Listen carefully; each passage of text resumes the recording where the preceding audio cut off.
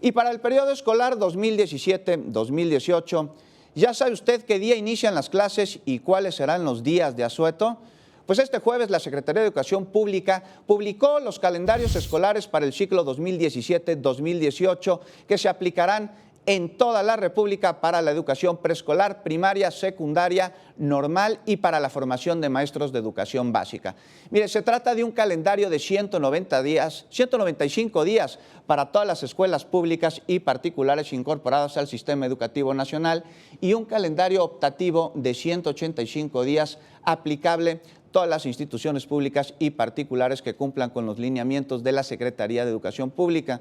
Se establece también el calendario escolar de 200 días aplicable para las escuelas de educación normal y de formación de maestros de educación básica, públicas y particulares incorporadas al Sistema Educativo Nacional.